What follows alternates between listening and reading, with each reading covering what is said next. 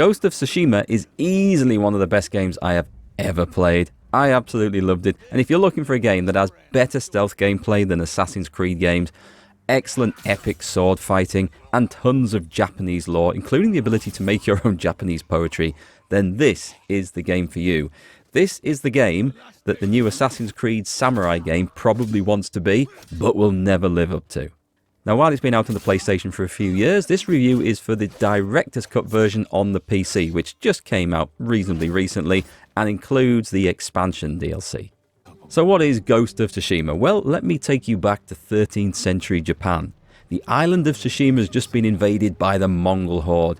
You play as Jin Sakai, a young and inexperienced samurai in the care of your uncle, one of the local clan leaders.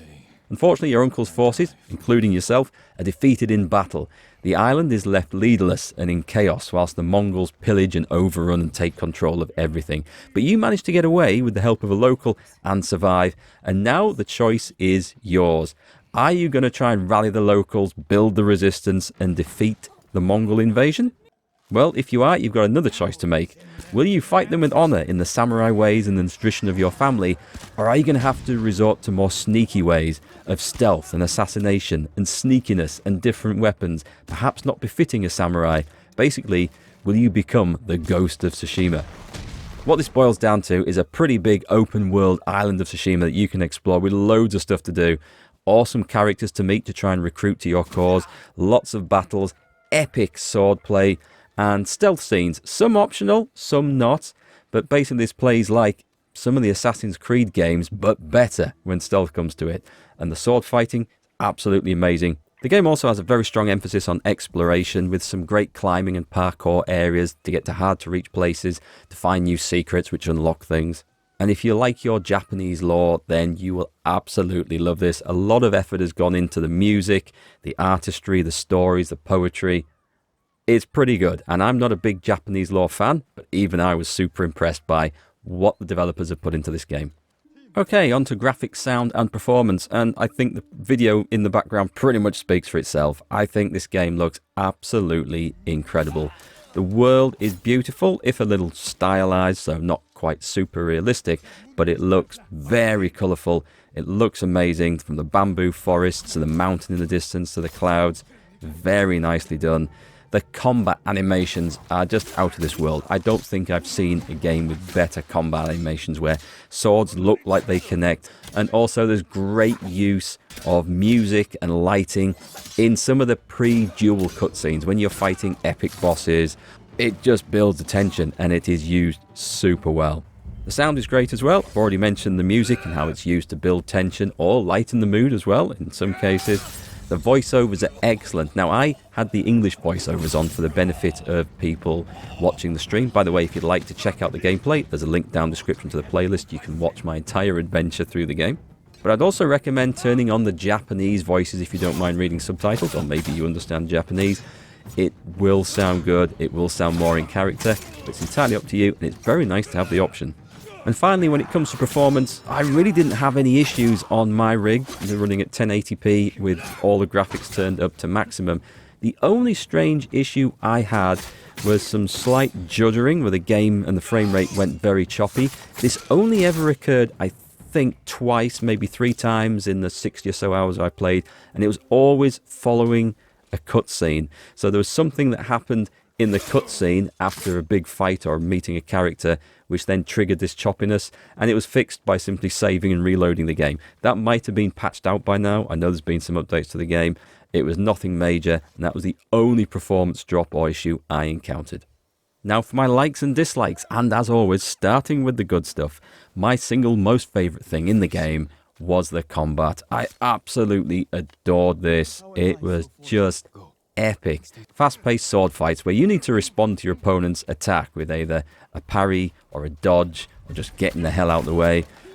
It's just so good. It's pretty difficult when you start off the game until you get used to things. You get used to spotting the enemy's attacks, reading the prompt that's going to come up, which lets you know how to respond to it. But once you get the hang of this, you start to feel like a god of war, and it looks amazing on the screen when you're playing this through. This is the sort of combat that comes from the old style Assassin's Creed game. It was also used in the Shadow of War games set in the Lord of the Rings world, and I think it might have been used in some of the Batman games, but I didn't play those. But this is the stuff that I absolutely love. Basically, these fights look so cinematic, sometimes it's hard to believe you're actually controlling and putting input into this, because it just looks like it connects and responds perfectly. Now, within the combat system, there's something else called standoffs, and I could play these all day long. This is when you decide to play as a true samurai warrior instead of sneaking up and stabbing people in the back. You walk up towards a bunch of enemies and you challenge them to a duel. And this, again, the cinematics on this look amazing. You basically stand there and you have to hold a button down whilst your opponent tries to make you twitch react into letting go of the button too soon. And believe me, it looks simple, but I have made the mistake. Sometimes they goad you into it and then they get the strike and you're almost dead.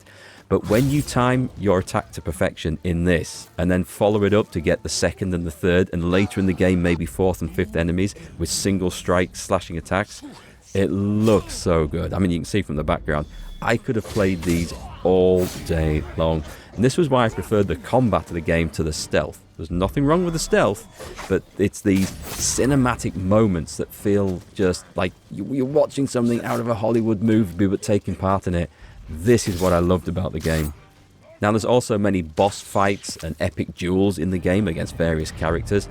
They have moves of their own, and sometimes you've got to be defeated a few times to learn their patterns before you can overcome them. One or two fights, you get the feeling that you're never going to overcome, but then you manage it. And again, that feeling of reward totally overcomes any feelings of frustrations you had going into that situation.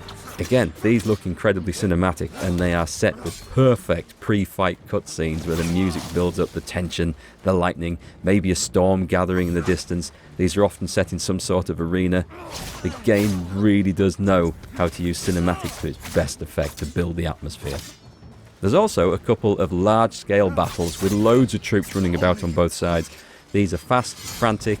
There's lots going on. Sometimes it's hard to see who's on your side, who you should be attacking, but that adds all to the chaos of it, and as a real battle would be, and I think those are awesome as well. Now also, as you level up, you get to put points into your various stances to work against different types of enemies. You get to learn new skills and abilities and some epic fighting skills as well. And when all this comes together, you really do feel like a god on the battlefield. And you can get a little bit complacent. You start thinking you're too good, and then the game will turn around and kick your ass. But, oh, it's so good. The whole leveling system is great. Love it. You've got lots of choice of what you want to put points into. The stealthy side, the combat side, bit of both, unlocking new weapons. Yeah, it's good. And the longer you play through the game, the more of the stuff you unlock, the more you can play with, the more you enjoy the fighting. Don't worry, the game doesn't get too easy. You can change the difficulty on the fly as you play through. I started out at medium difficulty, which was a good challenge for a new player at this, but it soon became quite easy as I leveled up, got some new skills, better gear, upgraded the armor, so I bunched it up to the next level up, and that was a nice challenge throughout the rest of the game. There wasn't even insane a difficulty level where one sword strike is instant death. That would be quite punishing, but it also works in your favor because I believe that works against the enemies as well, so it's great to have some difficulty options so you can play at whatever level you like to enjoy the story. And speaking of the story, I also enjoyed it in this as well. I think it led me through quite nicely, and it wasn't too predictable. It wasn't the usual Hollywood trope.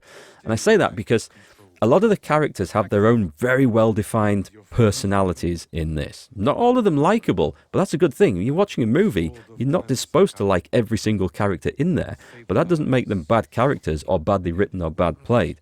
They all have their own motives, which will play out as you progress the game and the story. And a lot of them keep you guessing as to what they're going to do or how they're going to react.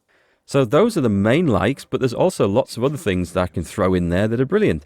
One is that the game doesn't have a UI for when you're roaming around in the world. There's no minimap, there's no compass. Instead, it's got this really clever system where whichever quest or destination you have selected, the wind will blow towards that destination. So you follow the trail of debris, leaves and flowers and blossoms and stuff floating on the wind, and it will take you there. It looks really, really good. It's a nice, clever way of doing this instead of having the ubiquitous arrows and mini maps and everything else and pointers and trails that you run around and follow in the world. This is just a clever thing, and it's explained very nicely in the story at the start of the game. There's a beautiful little touch to this, which I'm not going to say and spoil it, because when you hear it, it's going to make you smile and realise why they put it in like this. There's also lots of cute animals in the game, which are like the foxes, which are friendly little things that you can pet. They lead you to different shrines and stuff hidden around the world. There's golden birds, which will take you to secrets. It just looks really nicely done. And then later on, if you play through the DLC as well, there's shrines to different animals in there, which you can tame by playing the flute or playing a little musical tune, which will calm them. And that's another nice thing. You can actually whip out your flute at any point in the game, play it, and it'll change the weather. The fast travel system in the game is amazing. Once you've visited an area once, you can fast travel to it instantly. Unlike other games I've played recently, like Dragon's Dogma and Starfield, where getting around is an absolute pain. It is seamless and flawless in this, and it's just really nicely done. Also, traveling across the map, yes, there are some enemies as you travel the wilderness and explore. There's a few wild animals you need to hunt, bears and pigs, for example. But it's not absolutely teeming with hordes of nasties, which means you have to get off your horse every 3 seconds for another fight, which delays travelling across the map. Now, the map's pretty big, but at the same time, it's actually pretty quick to get from point A to B if you decide to go on horseback that way. So it's a win-win all round, whether you use the fast travel or not. But it's there. It's probably the best implemented fast travel system I have seen in one of these type of games. And finally, I just want to mention the gameplay style choice you have when you go through this. It's called the Ghost of Tsushima. It's entirely up to you, within extents, whether you play stealthy, sneaky, assassin-type playthroughs to go through and kill the Mongols without ever being seen, using poison darts and poison weapons, which come later in the game. There's explosives, there's fire bombs, there's gunpowders, all sorts of stuff. You can play like that. Or you can choose to play the honourable samurai swordsman, calling your enemies out to fight in the open. You will be judged on your choices, which we're going to talk a bit more about in a moment. I love the combat side of it way more, because I love those cinematic fight scenes. But there's nothing wrong with the stealth. You are forced to do some stealth stuff as you play through. It's not all optional. Alright then, now on to the bad stuff. And in a first for one of my game reviews, I couldn't find anything bad in Ghost of Tsushima at all. But there are a few things that I think could have been done a little better, but they don't warrant being called bad, so here you go.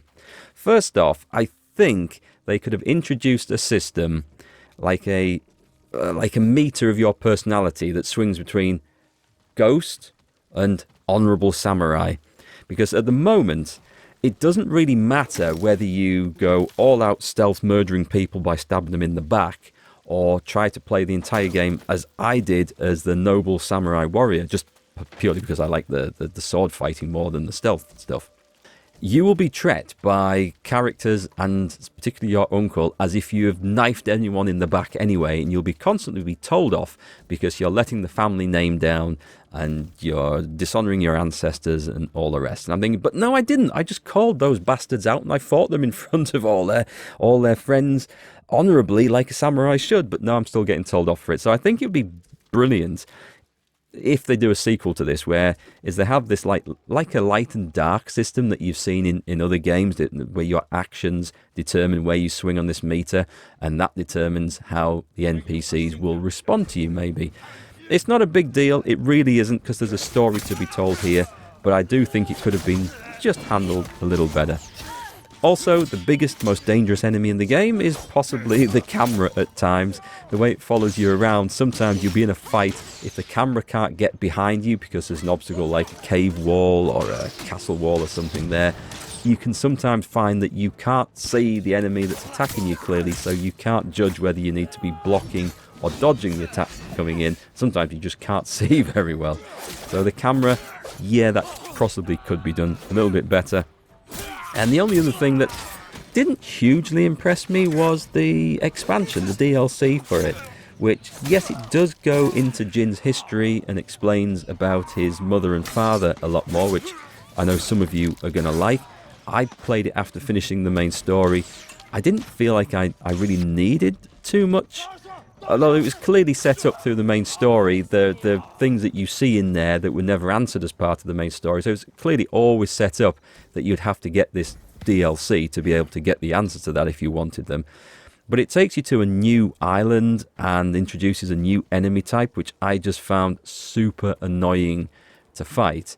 And also, this new island, it didn't really gel with me as much as playing the main story and the main campaign. It's not a bad thing. There are some cool things on there, but overall, yeah, I didn't really feel like I needed the DLC. I don't feel like it added quite as much as I would have liked. But you might feel differently, and it's included in the Director's Cut edition on the PC anyway, so it's not like you're having to go out and spend extra to get it. So overall, in conclusion, I loved Ghost of Tsushima. I would recommend anyone go and play this. If you're at all interested in, I don't know, Japanese lore, action games, samurai stuff, sword fighting, a little bit of stealth, if you like any of that stuff, then go and buy it. Hell, even if you just like watching Japanese men's buttocks as they sink into a hot pool of lovely, attractive-looking sauna water, then go and buy this, because it's got that too. It's got everything you want, including Japanese poetry, so what more can you ask? Fantastic game, super impressed, and I'm sure I'll be playing it again at some point. But if you'd like to check out my gameplay, then check the playlist in the description down below. If you want to watch the whole thing, great. If you just want to see how it works, then you can find some great examples in there.